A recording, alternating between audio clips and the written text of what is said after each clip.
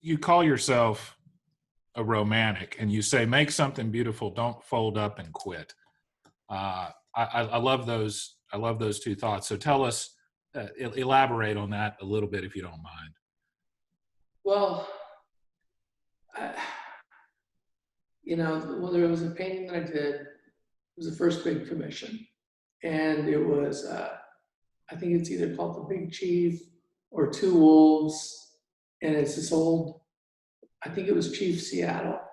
And the story goes, and I might be butchering this quote, but basically there are two wolves inside of all of us. There's a good one and a bad one. Whichever one you feed is the one that lives. So you starve the other one. And I don't, with that being said, try to focus on those good things and try to focus on those positive things that are helpful. And it's really my wife and my boys and my family and the people around me that I try to focus on and see those things, and whether it's what's the best quote of 2020, we have a summer of 2020, or the little things. Yeah. It's tough. You go micro, macro, and you are constantly vacillating between the two. And so that's what I try to do.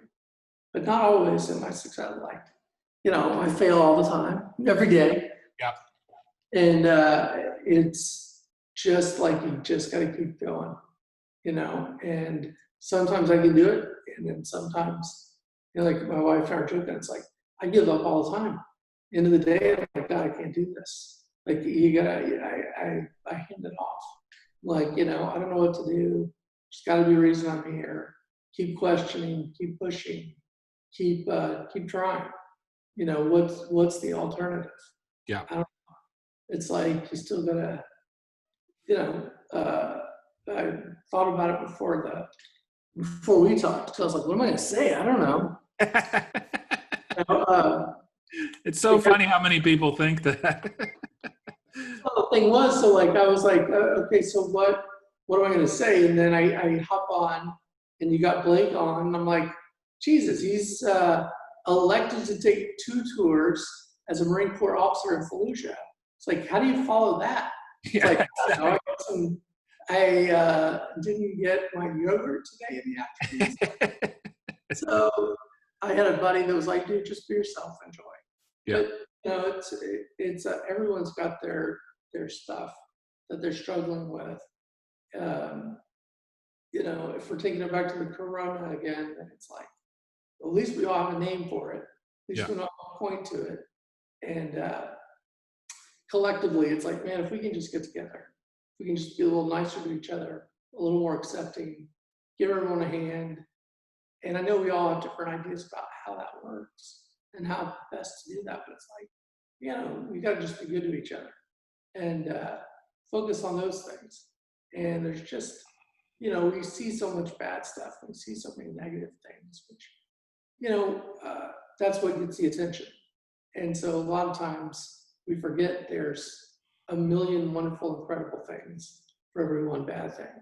And so it's like, focus on those things, or at least take your mind off the bad things with that for a bit. So it's a practice. I'm not preaching. I'm not a preacher. I'm telling myself this as much as I'm telling you. Yeah. One of the positive things I think people can focus on now during times like this is people like you. And the reason I wanted to get you on the podcast was to give people inspiration, show people that you can be faced with very difficult struggles, very difficult obstacles, and still be a joyful, romantic, optimistic person. Right. Not all of the time. I'm sure your wife would say you're not like that all the time. I'm telling you, it's a work in progress. Exactly. We're all works in progress. Right? We're all working. We're all learning things every day and getting our face punched.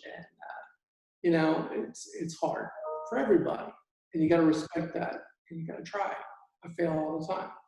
So, go easy on yourselves.